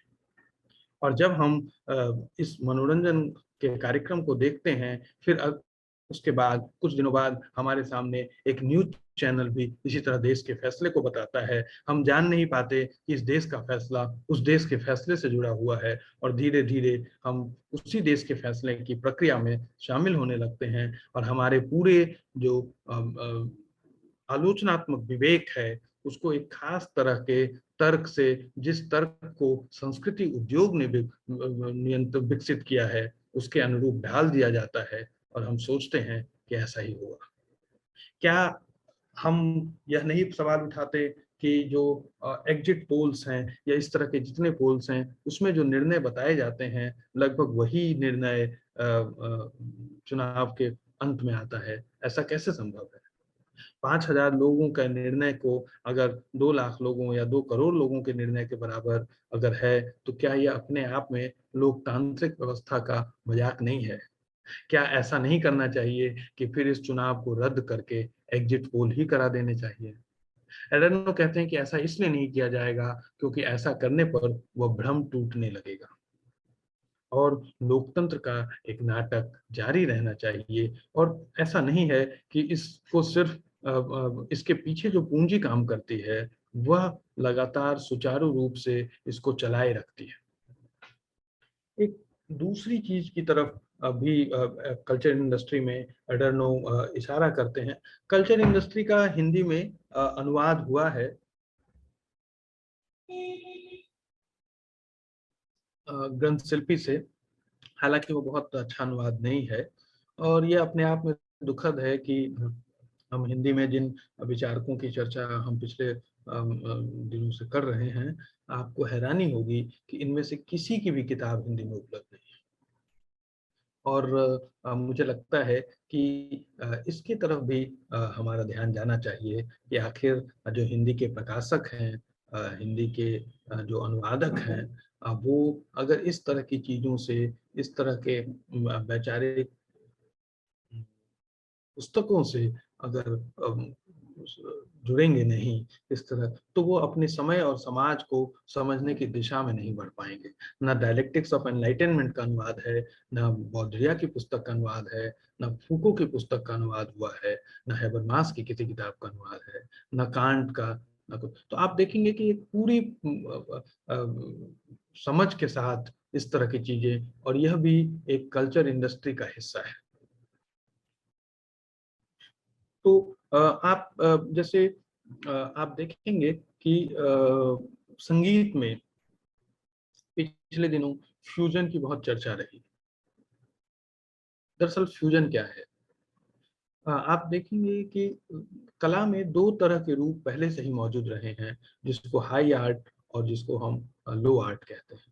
हाई आर्ट यानी उच्च कला, जो उच्च वर्गीय समाज के जो कला है, जो उनकी कुलीनता जिसमें व्यक्त होती है, उसको हम कहेंगे।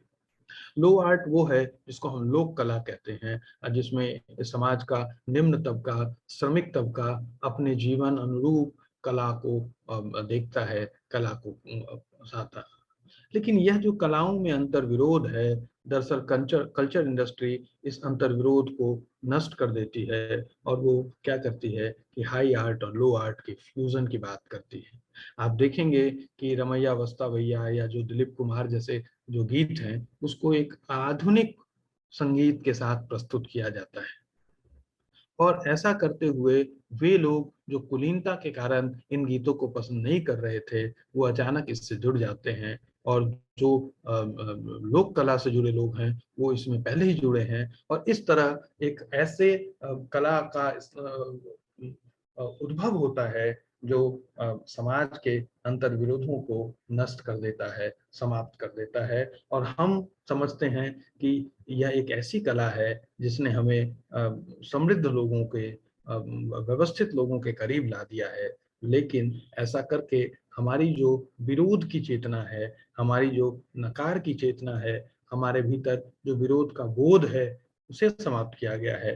नकार के बोध को समाप्त किया जाता है, और हम इसे एक सांस्कृतिक उपलब्धि के रूप में देखते हैं। और दरअसल इस सांस्कृतिक उपलब्धि के पीछे एक सांस्कृतिक वर्चस्व की चेतना काम कर रही होती है। एडर्नो कहते हैं कि इस वर्चस्व की चेतना को इतने सूक्ष्म रूप में बुना जाता है कि हम इसे समझ नहीं पाते। इसी तरह फिल्मों के बारे में अगर हम विचार करें, तो आखिर फिल्में करती क्या हैं? फिल्में दरअसल हमारे जो अंतर विरोध होते हैं उनको नष्ट करती है। जैसे फर्ज कीजिए, आखिर हम ये सवाल पूछ सकते हैं कि अभी टीवी पर जो कुछ दिखाया जाता है, उसमें हास्य पर इतना बल क्यों है? आखिर तमाम सीरियल्स या तमाम शोज कॉमेडी को इतना महत्व क्यों देते हैं? क्या सचमुच जीवन में बहुत सुख और बहुत खुशी और बहुत हंसी की जरूरत है? क्या सचमुच हम ऐसे समाज में हैं जहां सिर्फ आदमी को हंसना चाहिए? क्या सिर्फ हंसता हुआ आदमी एक पागल आदमी और मूर्ख आदमी नहीं है? दरअसल सत्ता हमें पागल और मूर्ख ही देखना चाहती है, और पागल और मूर्ख आदमी के पास निर्णय की कोई सत्ता, निर्णय की कोई स्वायत्ता नहीं बचती है।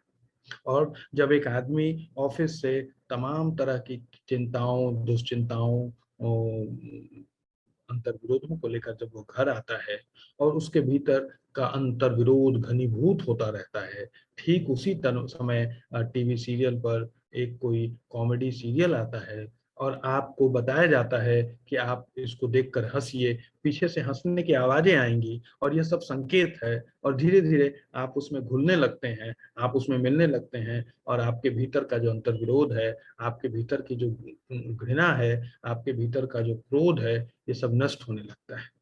और संस्कृति उद्योग आपके स्थितियों के जो विभत्सता है, स्थितियों की जो गैर अनुकूलता है, उसके साथ आपके सामंजस्य की कोशिश करती है। यानी आप 12 या 15 घंटे शोषित होइए और शाम को 1 घंटे टीवी देखकर उस पूरे शोषण से पैदा हुए अंतर्विरोध को भूल जाइए। यानी संस्कृति उद्योग दरअसल हमारे भीतर विस्मृति का एक गहरा बोध जगाती है, और विस्मृति के इस गहरे बोध के बाद समाज में अंतर्विरोध या समाज में किसी तरह के परिवर्तन की कोई आकांक्षा नहीं रह जाती। आपको मैं एक दूसरे उदाहरण से इस बात को स्पष्ट करने की कोशिश करूंगा। 1964 में कम्युनिस्ट पार्टी का विभाजन होता है। 1967 में फिर कम्युनिस्ट पार्टी का विभाजन होता है, जहां से नक्सलवादी आंदोलन। और 1967 में जो सीपीआईएमएल या जो आज का सीपीआईएमएल हम कह सकते हैं, या और भी जो बांधे, उसके लगभग 36 टुकड़े हुए होंगे। लेकिन और इसी तरह अगर हम जनता दल की बात करें, तो जनता दल 1988 के बाद लगातार टूटता रहा। लेकिन इसी तरह जनसंघ से भाजपा टूटी, कांग्रेस आई, कांग्रेस एस, तमाम पार्टियां टूटी। क्या 2000 के बाद पिछले 21 वर्षों में, 22 वर्षों में हमने किसी पार्टी के बड़े पैमाने पर टूटने की कोई घटना देखी? क्या ये अंतर्विरोध समाप्त हो गए? क्या कांग्रेस की संस्कृति से जुड़े एक आदमी का भाजपा में जाना जनता को बहुत स्वाभाविक कैसे लगता है? क्या उसे ये नहीं लगता कि कल तक यह व्यक्ति जो कांग्रेस में था, फलानी चीजों का विरोध कर रहा था, अब वह उस पार्टी में चला गया, अब वो उसका समर्थन कैसे कर रहा है? क्या वह जनता की नजरों में गिरता नहीं है? हम देखते हैं कि ऐसा करने वाले लोग दोबारा जनता द्वारा चुन लिए जाते हैं। यानी यह बताता है कि जनता के अंतर्विरोधों को किसी तरह से नियंत्रित कर लिया गया है। और एडर्नो इस बात पर बल देते हैं कि दरअसल यह कल्चर इंडस्ट्री के द्वारा हुआ है। एक सांस्कृतिक उद्योग लगातार उसे नियंत्रित और परिमार्जित कर रही है। अंत में एक दो चीजों की तरफ मैं और आपका ध्यान आकृष्ट करूंगा, और वह है आप देखेंगे कि जो खाली समय है, कल्चर इंडस्ट्री का एक बहुत महत्वपूर्ण हिस्सा है खाली समय को लेकर। और एडर्नो बताते हैं कि दरअसल ये खाली समय कोई खाली समय नहीं है जिसको हम पास टाइम कह रहे हैं। दरअसल हमारे काम के समय को बढ़ा दिया गया है, और बदले में हमें ये कहा जाता है कि आपको खाली समय दिया जा रहा है। और फिर हमारे खाली समय को टेक्नोलॉजी के द्वारा नियंत्रित किया जाता है। जो कंपनी हमसे काम लेती है, वो हमें एक दिन कहती है कि आपके लिए हमने यहाँ का टिकट बना दिया और आप जाकर वहाँ घूमिए।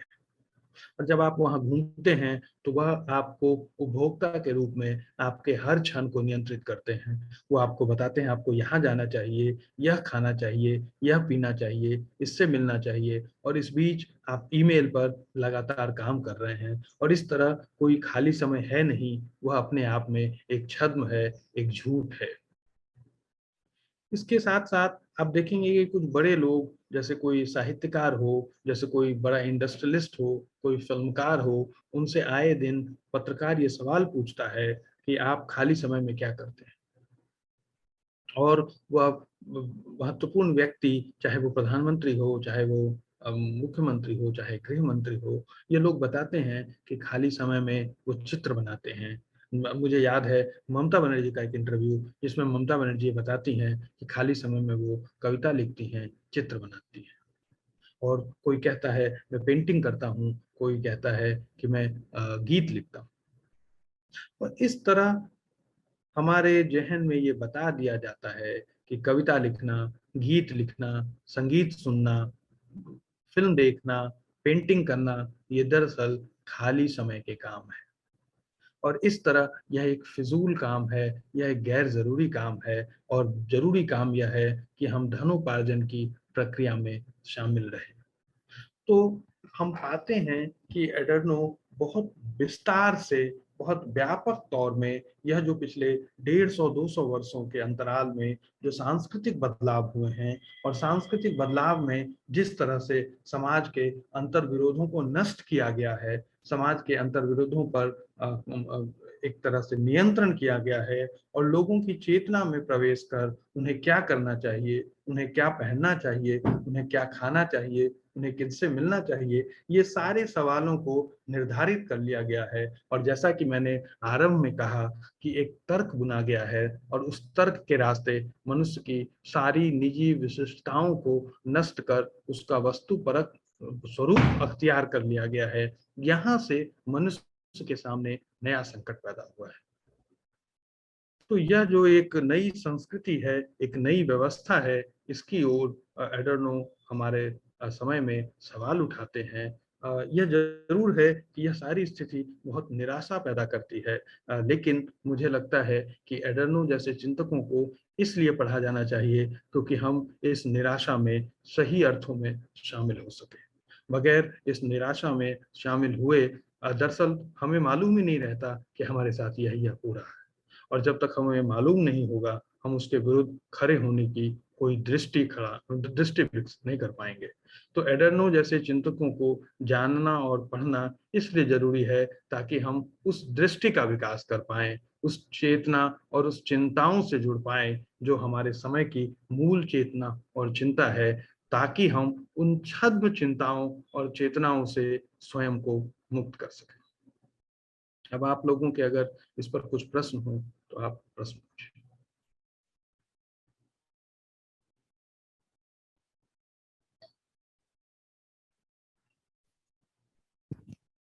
Hello sir. जी। सर, हमारे व्हाट्सएप ग्रुप में 3 सवाल आया है। पहला सवाल ये है कि तर्क और विवेक किस मायने में भिन्न है? तो क्या क्या तर्क और तर्क? विवेक। ठीक। हाँ हाँ। तर्क वो है जिसे अर्जित कर लिया गया है, जिसके बारे में निर्णय ले लिया गया है। विवेक वो है जिसके द्वारा हमें किसी निर्णय पर पहुंचना है। जैसे मान लीजिए कि मेरे सामने जो एक दरवाजा है, इस दरवाजे के बारे में निर्णय कर लिया गया है। अगर मैं इस दरवाजे को कहूं कि ये दरवाजा नहीं दीवार है, तो ये तर्क से खारिज किया जा सकता है। लेकिन विवेक के द्वारा मैं इस दरवाजे के गुण और दोष की आलोचना कर सकता हूँ। तो दरअसल विवेक जो है वो लगातार गतिशील रहता है, तर्क जो है वो रूढ़ हो जाता है। अंग्रेजी में जो इसके लिए ठीक ठीक शब्द है वह लॉजिक तर्क के लिए है और रीजन विवेक के लिए है। हिंदी में मैं नहीं जानता हूँ, दरअसल हम क्या करते हैं हिंदी में शब्दों को लेकर एक खास तरह की सावधानी है हमारे यहाँ, और हम तर्क और विवेक को एक ही जगह इस्तेमाल करते हैं। और आपको असंख्य वाक्य तमाम महत्वपूर्ण लोगों के दिख जाएंगे जहाँ तर्क की जगह विवेक है, विवेक की जगह तर्क है। लेकिन दरअसल रीजन और लॉजिक में जो फर्क है वही विवेक और तर्क में फर्क है। धन्यवाद सर। दूसरा सवाल ये है कि सांस्कृतिक उद्योग की परिकल्पना को थोड़ा और समझाइए।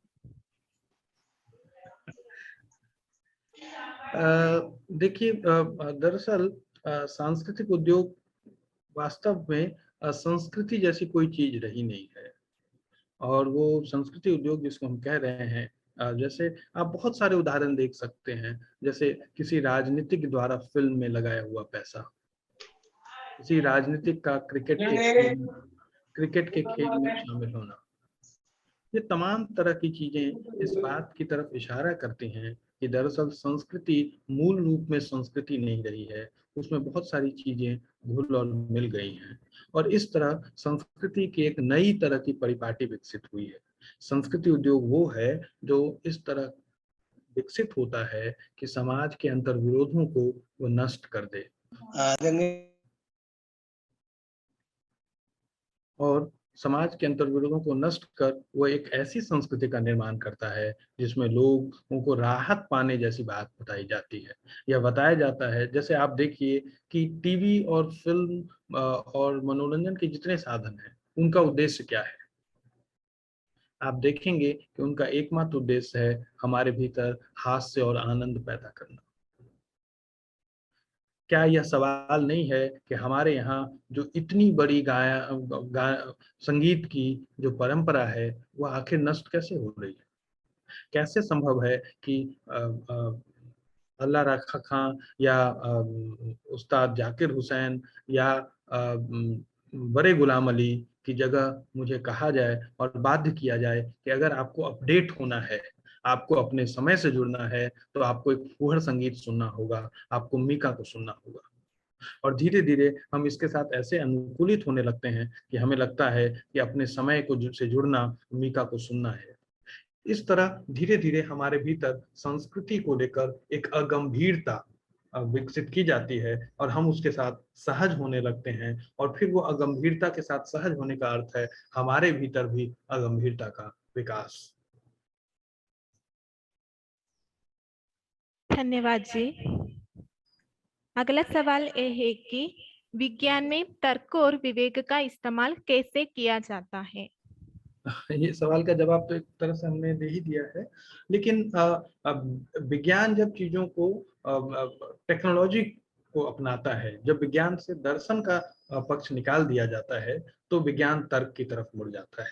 अगर विज्ञान में दार्शनिक चेतना बनी रहेगी तो वह एक कल्याण की तरफ, एक सामाजिक कल्याण की दृष्टि को आत्मसात करेगा। लेकिन जैसे हम बार बार इस लेक्चर में सवाल को उठा रहे हैं कि आखिर विज्ञान किसके लिए है, विज्ञान के पीछे कौन खड़ा है, कौन उसे नियंत्रित कर रहा है, तो हमें कहा जाता है कि इस तरह के सवाल फिजूल हैं। हमें विज्ञान के जो उस तकनीकी विकास है इसकी तरफ ध्यान देना होगा, और यही हमारे विकास का मुख्य उद्देश्य है। जैसे हम में से ये नहीं कोई पूछता कि जिन वैज्ञानिकों को प्रोत्साहित किया जाता है उनका काम क्या है, वो किसके लिए काम कर रहे हैं, कौन उनके काम को प्रोत्साहित कर रहा है, उनके पास पूंजी कहाँ से आती है। तो यह जो विज्ञान का जो टेक्नोलॉजिकल डेवलपमेंट है वो दरअसल विज्ञान को एक उपभोक्तावादी विज्ञान में बदलती है।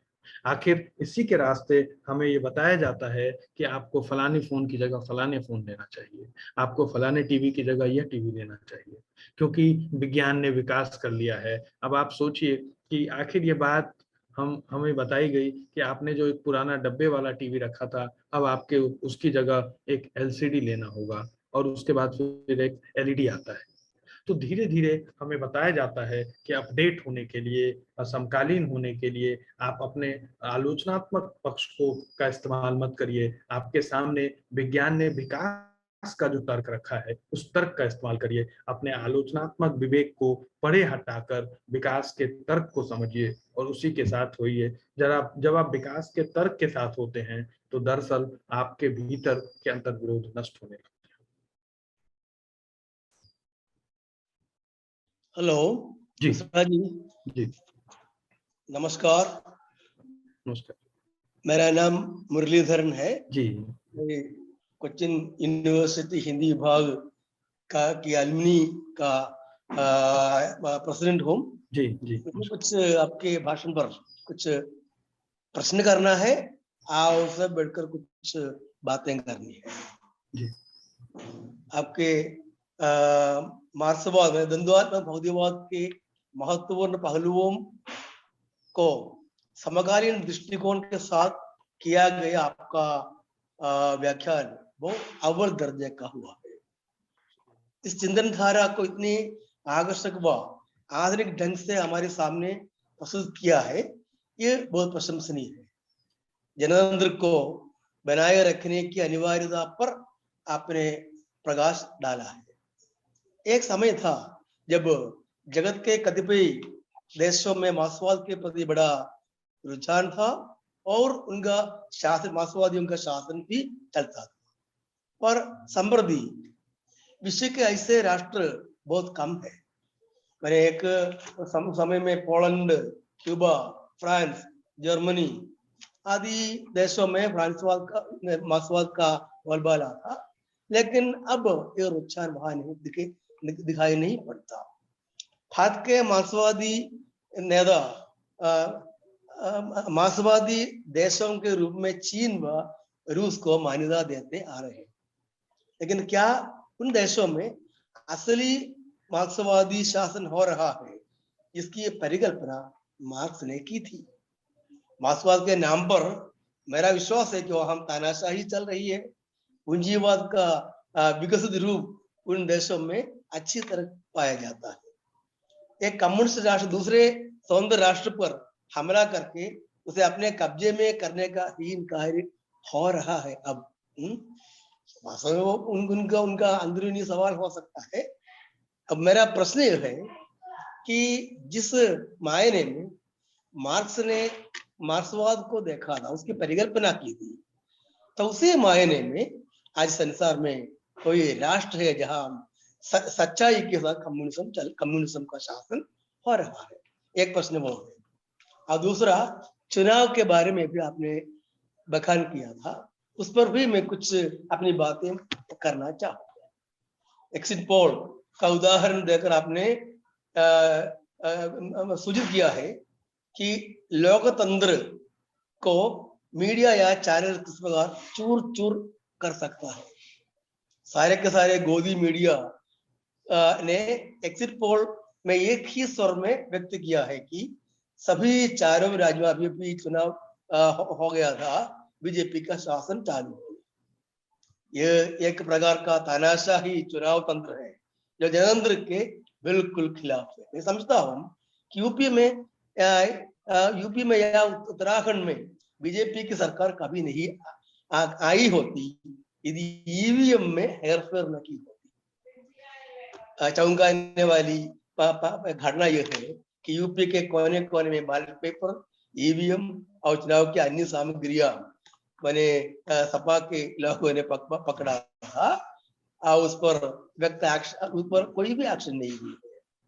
मैंने चुनाव आयोग की ओर से भी इस ओर कुछ भी कार्रवाई नहीं हुई। मैं समझता हूँ कि ईवीएम ने बीजेपी को जिता दिया था और सपा को हराया था। तथा विपक्ष को चाहिए कि भारत में जनतंत्र को बनाए रखने के लिए जितनी जल्दी हो सके ईवीएम के खिलाफ क्रांति करनी चाहिए। उच्चतर न्यायालयों में जाना चाहिए जहां उनको न्याय मिल सके। इस पर भी मैं आपकी राय जानना चाहता हूँ। धन्यवाद। जी शुक्रिया। पहले सवाल का तो जवाब मतलब आपने खुद ही दे दिया है कि क्या कोई देश बचा है। तो मुझे लगता है कि इस सवाल की जो ध्वनि है वही अपने आप में उसका जवाब है और उस पर हम क्या बात करें। हालांकि इसमें बस एक पंक्ति में जोड़ूंगा कि मार्क्सवादी सत्ता कभी भी तानाशाही से दूर नहीं रही और 1921 में दरअसल हम चीजों के प्रति वही गैर मार्क्सवादी नजरिया अपनाते हैं और हम मानते हैं कि जहाँ कम्युनिस्ट हैं वहाँ पे सब कुछ कम्युनिज्म चल रहा होगा। तो आप मार्क्स को मार्क्सवाद में बदलना और मार्क्सवाद के बाद मार्क्स की पूजा करना दरअसल मार्क्स के द्वंदात्मक भौतिकवाद का ही विरोध है जिसकी पूरी कोशिश की गई। 1921 में जब स्टालिन आते हैं उसके बाद जिस तरह की सत्ता वहां विकसित हुई और अब इस पर बहुत विस्तार से बात करने की जरूरत नहीं है। तमाम तरह की पुस्तकें और दस्तावेज मौजूद हैं जो इस बात को साबित करती हैं कि हिटलर द्वारा जितनी हत्याएं कराई गई उससे ज्यादा हत्याएं स्टालिन के रेजिम में हुई। और गुलाग एपिलोगो जैसी पुस्तक सोल्जनित्सिन और तमाम गुलाग जैसी जगहें बनाई गई जहाँ पे लाखों लोग मार दिए गए, बहुत सारे लेखक मार दिए गए। तो आज अगर मैं खुद को मार्क्सवादी मानता हूँ लेकिन मुझे लगता है कि कम्युनिस्ट पार्टियों ने जो प्रयोग किया वो गैर मार्क्सवादी प्रयोग था और वो आरंभ से मौजूद रहा। इसलिए उसको तो उस पर तो बात करना इस संदर्भ में और यहाँ पर बात करने का बहुत औचित्य नहीं है। लेकिन जो दूसरा प्रश्न है आपका उससे भी मैं थोड़ा असहमत हूँ कि फर्ज कीजिए एक तो अव्वल ये ईवीएम पर बात करना एक तरह से इस पूरे सवाल को सरलीकृत कर देना है। क्या ईवीएम से पहले वोटों को नियंत्रित नहीं किया जा रहा था? दूसरी बात कि अगर मान लीजिए ईवीएम पर हम आपकी बात मान भी लें तो जनता के अंतर विरोध कहाँ गए? लोकतंत्र तो जनता का तंत्र है, क्या जनता सड़कों पर उतरी इसके लिए? इसका मतलब जनता को यह स्वीकार है। दरअसल हमारे साथ यह बड़ी समस्या है कि हम एक सरलीकृत समाधान की तरफ बढ़ना चाहते हैं। मूल सवाल ये है कि भाजपा ने जनता के अंतर्विरोधों को हर लिया है, और जब जनता के अंतर्विरोध नष्ट हो जाएंगे तो जनता हर स्थिति में उसके साथ हो जाएगी, और यही हुआ है। और मुझे लगता है कि इस तरफ हमारा ध्यान जाना चाहिए कि जैसे कैसे बंगाल में हम सब मानते हैं कि ममता बनर्जी की जीत हुई, लेकिन देखने का एक दूसरा नजरिया है कि वहाँ बड़े पैमाने पर कम्युनिस्ट पार्टियों की हार हुई है और कम्युनिस्ट पार्टियों वाली जगह भाजपा ने ली है। मेरे लिए इस चुनाव को देखने का एक दूसरा तरीका है कि कम्युनिस्ट पार्टी हार गई और भाजपा उसकी जगह जीत गई, और यहाँ से अगले चुनाव में भाजपा मुख्य विपक्षी दल से मुख्य दल तक पहुंच जाएगी। यह जो एक नया रास्ता विकसित हो रहा है वो सबसे बड़ा सवाल है, और शायद हम उस प्रक्रिया की तरफ ना देखकर सिर्फ परिणाम की तरफ देखते हैं, जो ज्यादा भयानक है, जो ज्यादा खतरनाक है, और जो ये बताता है कि हम चीजों के प्रति एक अगंभीर और एक सरलीकृत नजरिए से चीजों को समझने की कोशिश करते हैं। मुझे लगता है कि हमें ये पूरे तंत्र को, आप मान लीजिए कि ईवीएम की बात आप कर रहे हैं, मैं कह रहा हूँ चुनाव आयोग किसी दिन यह कह सकता है कि एग्जिट पोल के द्वारा जो नतीजे आ रहे हैं वो लगातार ठीक बैठ रहे हैं। क्यों ना चुनाव में खर्च होने वाले इतने पैसे और जनता के पास भूख, गरीबी और बेरोजगारी जैसी चीज है, तो क्यों ना हम घर बैठे बैठे एक ऐसा वैलेट बना लें कि लोग अपने घर से कंप्यूटर से या मोबाइल से वोट कर सके और फिर हम चुनाव परिणाम घोषित कर दें। तो दरअसल यह जो एक नई तरह की संस्कृति है उसको समझने और उसको लेकर जनमानस तैयार करने की जरूरत है। मुझे लगता है कि यहाँ से कोई बात, यहाँ एक जो क्रिटिकल फैकल्टी है, एक जो आलोचनात्मक विवेक है, जो आलोचनात्मक रवैया है, उस रवैये को बनाने की जरूरत है समाज में। उसके बगैर कोई बात संभव नहीं है। यानी यह जो राजनीतिक बदलाव जिसको हम चाह रहे हैं वह मूलतः राजनीतिक बदलाव नहीं, वह एक सामाजिक और सांस्कृतिक बदलाव से निकल के आएगा। इस तरफ हमारा ध्यान जाने की जरूरत है। धन्यवाद सर। मेरा आशय केवल यह था कि ईवीएम के साथ बहुत अच्छी तरह धांधली हो गई थी, वही मेरे कहने का मतलब। आपकी बात से सहमत हूं मैं सिर्फ कह रहा हूं कि वो सवाल को बहुत सरलीकृत कर देता है। मूल सवाल उस जनता को से है, जो जनता चाहे अनचाहे हम इसको स्वीकार करें, भाजपा को जो जनता चुनती है, आप भाजपा को हटा देंगे, उस जनता को कैसे बदलेंगे? मूल सवाल वहां है। हम ऐसे एक समय की परिकल्पना कर सकते हैं भविष्य में, वे सब विपक्षों को एकजुट मिलना चाहिए और उनको हरा देने की क्षमता उनमें होनी चाहिए। हम ऐसी कामना करते हैं। ठीक है सर। आपके विचारों से मैं पूर्ण रूप से सहमत हूँ। आपको फुरफुर सहस्त्र धन्यवाद।